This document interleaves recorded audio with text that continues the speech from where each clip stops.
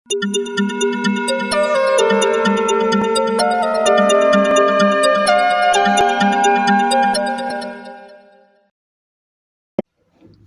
சாந்தி.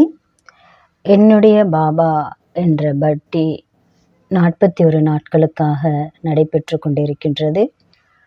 பட்டியில் இன்று 37வது நாள். இன்றைய அவ்யக்த முரளியின் தேதி 2/12/1993. முரளியின் தலைப்பு நம்பர் 1 ஆவதற்காக குணமூர்த்தியாகி குணங்களின் தானம் செய்யக்கூடிய மகாதானி ஆகுங்கள். இன்று எல்லையற்ற தாய் தந்தை நாலாபுறமும் உள்ள விசேஷ குழந்தைகளை பார்த்து கொண்டிருக்கின்றார்.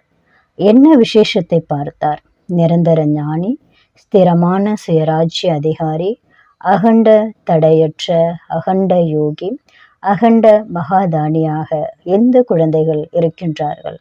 இத்தகைய விசேஷ ஆத்மாக்கள் கோடியிலும் சிலர்தான் ஆகியுள்ளனர். ஞானி, யோகி, மகாதானி அனைவருமே ஆகியிருக்கிறீர்கள். ஆனால் அகண்ட ஆத்மாவாக மிக சிலரே ஆகியுள்ளனர். நிரந்தரம் ஸ்திரமான அகண்ட ஆத்மாக்களின் வெற்றியின் மாலையில் வெற்றி மணிகளாக ஆகின்றனர். ஆகவே பாப்தாதா இந்த சங்கம யுகத்தில் அனைத்து குழந்தைகளுக்கும் ஸ்திரமான அகண்ட பவ என்ற வரதானத்தை அளித்துள்ளார். வரதானத்தை வாழ்க்கையில் சதா தாரணை செய்வதில் நம்பர் வாராக ஆகிவிடுகிறீர்கள். நம்பர் 1 ஆவதற்காக அனைத்தையும் விட மிக எளிய விதி அகண்ட மகாதானி ஆவது. அகண்ட மகாதானி என்றால் நிரந்தரமாக சகஜ சேவாதாரி. ஏனெனில் சகஜமானதுதான் நிரந்தரமாக முடியும். ஆகவே அகண்ட சேவாதாரி என்றால் அகண்ட மகாதானி. வள்ளலின் குழந்தைகள் அனைத்து கஜானாக்களிலும் சம்பன்ன சிரேஷ்ட ஆத்மாக்கள் ஆவீர்கள். சம்பன்னத்தின் அடையாளம் அகண்ட மகாதானி. ஒரு நொடி கூட தானம் செய்யாமல் இருக்க முடியாது. துவாபர யுகம் முதல் தானம் செய்யும் ஆத்மாக்களாக அநேக பக்தர்கள் ஆகிறார்கள். ஆனால் எவ்வளவுதான் பெரிய தானம் செய்பவராக இருந்தாலும் அழிவற்ற கஜானாக்களின் தானம் செய்பவராக ஆவதில்லை. அழியக்கூடிய கஜானா அல்லது பொருட்களின் தானம் செய்பவராக ஆகின்றனர். சிரேஷ்ட ஆத்மாக்கள் நீங்கள் இப்பொழுது சங்கம யுகத்தில் அழிவற்ற அகண்ட மகாதானி ஆகின்றீர்கள். தன்னைத்தானே கேளுங்கள், அகண்ட மகாதானியாக இருக்கின்றேனா அல்லது சமயத்திற்கு ஏற்றவாறு தானியா அல்லது வாய்ப்புக்கு ஏற்ற தானியா? அகண்ட மகாதானி சதா 3 விதமான தானம் அளிப்பதில் பிஸியாக இருப்பார். முதலாவதாக மனம் மூலம் சக்திகளின் தானம், இரண்டாவது வார்த்தைகள் மூலம் குணத்தின் தானம், மூன்றாவதாக கர்மத்தின் மூலம் குணங்களின் தானம் என்ற 3 வித தானங்கள் செய்பவர் சகஜ மகாதானி ஆக முடியும். வார்த்தையின் மூலம் ஞான தானம் பெரும்பான்மையினர் செய்து கொண்டிருக்கின்றனர் என்பது ரிசல்ட்டில் தெரிய வருது. மனதின் மூலம் சக்திகளின் தானம் முடிந்தவரை செய்கிறீர்கள் மற்றும் செயல் மூலம் குணதானத்தை மிக குறைவானவர்களே செய்கின்றீர்கள். மற்றும் தற்சமயம் அக்ஞானி ஆத்மாக்களாக இருந்தாலும் சரி, பிராமண ஆத்மாக்களாக இருந்தாலும் சரி, இருவருக்குமே குணதானத்தின் தேவை உள்ளது. தற்சமயம் விசேஷமாக தனக்குள் அல்லது பிராமண பரிவாரத்தில் இந்த விதியை தீவிரமாக்குங்கள். இந்த தெய்வீக குணம் அனைத்தையும் விட சிரேஷ்ட பிரபு பிரசாதமாகும். இந்த பிரசாதத்தை நன்றாக பகிர்ந்தளியுங்கள். எப்படி யாரையாவது சந்திக்கும் பொழுது ஒருவருக்கொருவர் சிநேகத்தின் அடையாளமாக ஸ்தூலத்தில் தோழி கொடுக்கின்றார்கள், அதே போலவே ஒருவருக்கொருவர் குணங்களின் தோழியை கொடுங்கள். இந்த விதியின் மூலம் சங்கம யுகத்தின் லட்சுமியும் எதுவோ ஃபரிஸ்தா டு தேவதா இது சகஜமாக அனைவரிடமும் பிரத்யட்சமாக தெரிய வேண்டும். இதை நிரந்தரமாக நினைவில் வையுங்கள். நான் வள்ளலின் குழந்தை, அகண்ட மகாதானி ஆத்மா ஆவேன்.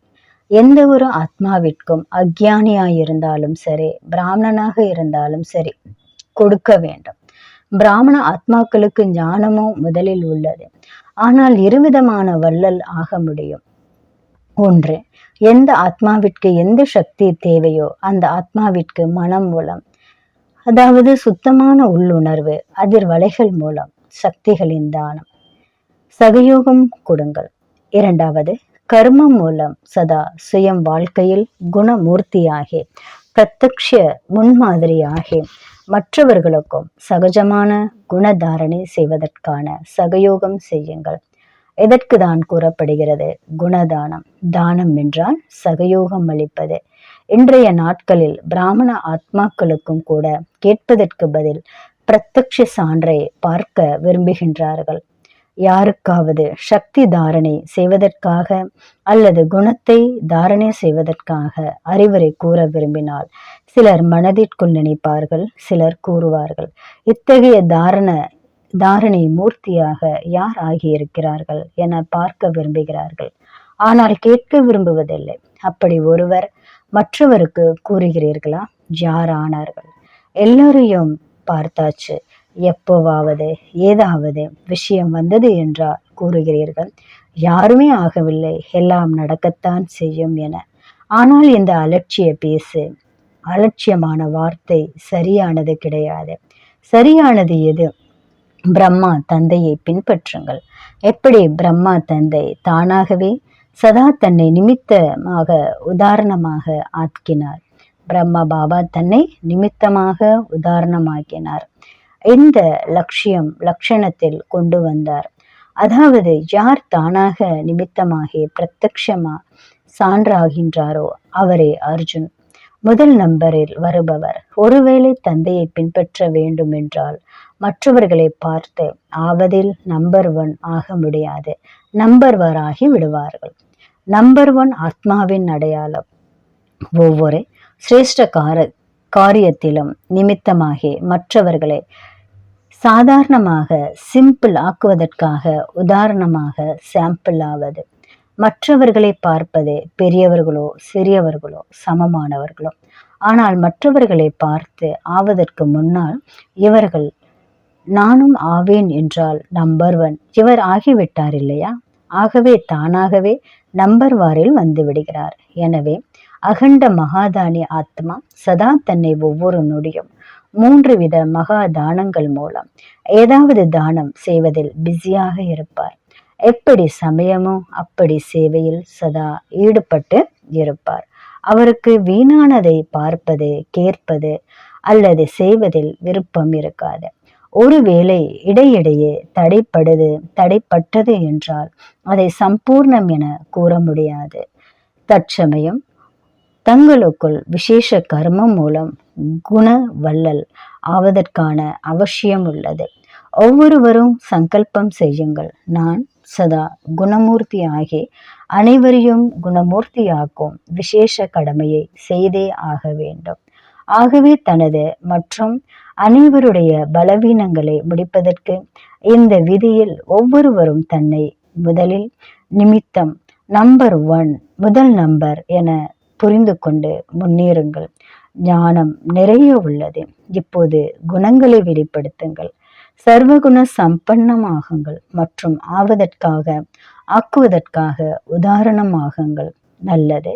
அனைத்து அகண்ட யோகி ஆத்மாக்களுக்கு சதா, அனைத்து குணமூர்த்தி ஆத்மாக்களுக்கு ஒவ்வொரு சங்கல்பம், ஒவ்வொரு நொடி மகாதானி மகா சகயோகி விசேஷ ஆத்மாக்களுக்கு சதா தன்னை சிரேஷ்டத்தாவில் முன்மாதிரியாக்கி அனைத்து ஆத்மாக்களுக்கும் சுலபமாக சகஜமான தூண்டுதல் கொடுக்கக்கூடிய சதா தன்னை நிமித்த நம்பர் 1 என புரிந்து பிரத்யக்ஷத்தின் சான்று தரக்கூடிய தந்தைக்கு சமமான ஆத்மாக்களுக்கு பாப்தாதாவின் அன்பு நினைவுகள் மற்றும் நமஸ்காரம்.